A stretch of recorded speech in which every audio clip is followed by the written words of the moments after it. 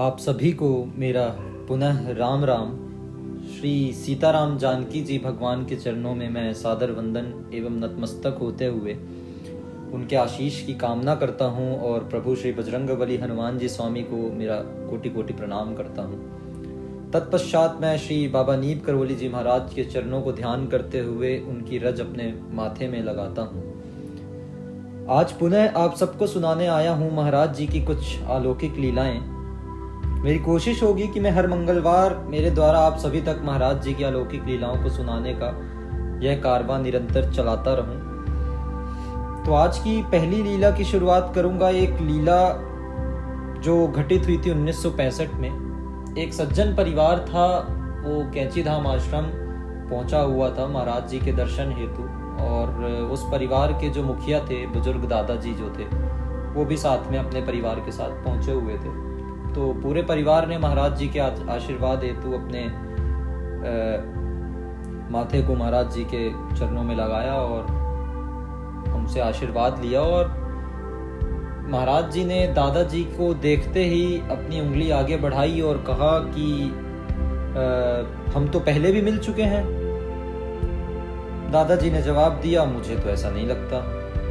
दादाजी ने उस वक्त संपूर्ण भरोसे के साथ जवाब दिया कि ऐसा वाकया कभी ना हुआ, परंतु महाराज जी तो महाराज जी पे अपनी बातों में अड़े रहे।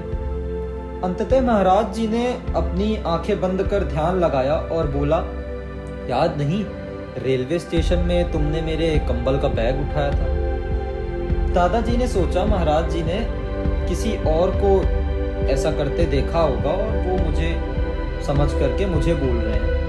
परंतु 10 मिनट के पश्चात उन्हें बैठे बैठे दादाजी को ज्ञात हुआ कि जब वे 10-11 वर्ष की उम्र के थे और वो अपने एक शाम अपने स्कूल के साथी गणों के साथ साइकिल चला रहे थे, और साइकिल चलाते चलाते उनकी साइकिल खराब हो गई और उनके जो साथी गण थे वे अपने अपने घर को चले गए दादाजी को छोड़ करके। तो साइकिल खराब हो गई। अब साइकिल बनवाने के लिए पैसे अपने दादाजी के जेब में थे नहीं।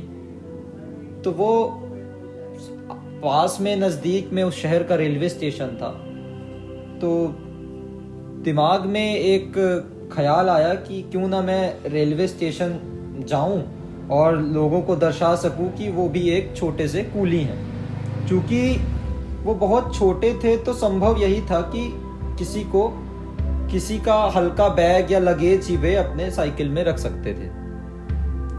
तभी काला कोट पैंट व चमकते हुए जूते पहने हुए एक सज्जन ट्रेन से उतरे और एक हैट भी उन्होंने अपने सर में सज्जन ने लगा रखी थी, और हाथ में एक कंबल का बैग था और एक छोटी सी सूटकेस, छोटी सी अटैची उनके हाथ में थी। तो उन्होंने बालक को देख करके वो बहुत प्रसन्न हुए, मोहित हुए, और उन्होंने उस बालक की साइकिल में अपना कंबल का बैग, जो कि काफ़ी हल्का था वजन में, जानते हुए कि वो बालक उस कंबल के बैग का वजन संभाल लेगा, तो उन्होंने उस कंबल के बैग को साइकिल में रखा। और जब साथ में वे साइकिल में चलते चलते थोड़ी बहुत बातचीत करते हुए जब वे अपने गंतव्य स्थान पहुंचे, उन्होंने उस बालक को 5 रुपए दिए, जो कि उस काम के मूल्य के मुताबिक काफ़ी ज़्यादा थे। और बोला, और उन सज्जन ने बोला इन्हें, दादाजी को, जो कि उस वक्त बालक थे, कि कभी फिर मिलना बालक, तब याद दिलाऊंगा। लेकिन वो बालक ने पैसे लिए और बचपन की उम्र थी और अपनी साइकिल ठीक करवाई और अपने घर पहुंच गया। तो जैसे ही दादाजी को बैठे बैठे इस अपनी बचपन की घटना का स्मरण हुआ, और स्मरण होते ही वे महाराज जी के चरणों में साष्टांग उन्होंने प्रणाम किया, और प्रणाम करते हुए अपना माथा उनके सर पे रख दिया। तो महाराज जी की ये एक लीला थी। और एक और लीला मैं आप सब तक बताना चाहूँगा। महाराज जी चर्च लेन पधारे हुए थे, उत्तर प्रदेश के किसी शहर के चर्च लेन पधारे हुए थे, और इतने में एक स्त्री, जो कि जगती निवास कल्नलगंज, जो कि एक छोटा सा शहर है उत्तर प्रदेश का, वहां से निवास करती थी, और वो महाराज जी के दर्शन हेतु चर्च लेन आई हुई थी। उनको देखकर महाराज जी ने पूछा, कैसी हो?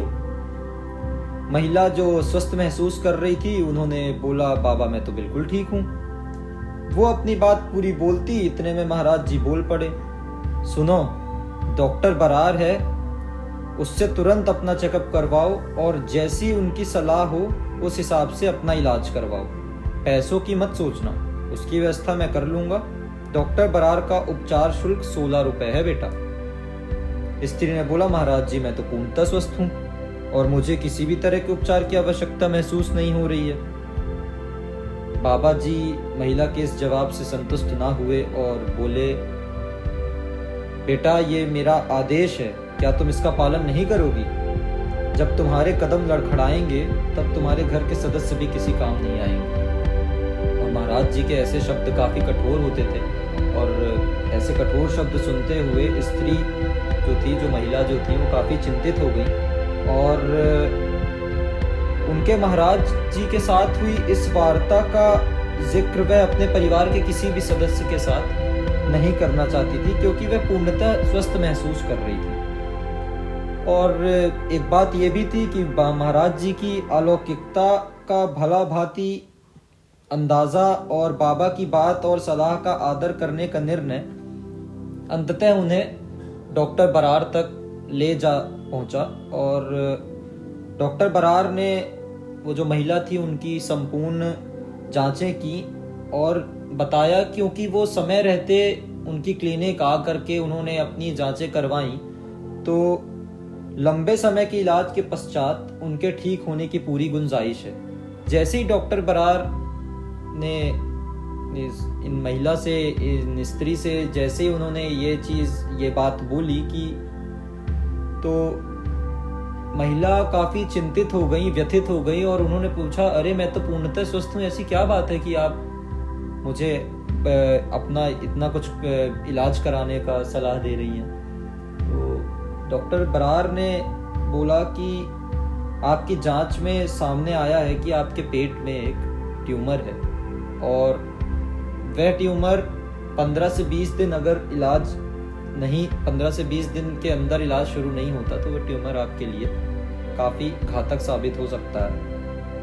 तो 18-19 महीने की दवाइयों और इलाज के पश्चात वो जो महिला थी वो पूर्णतः स्वस्थ हुई और इसी प्रकार महाराज जी ने उस महिला की जान बचाई।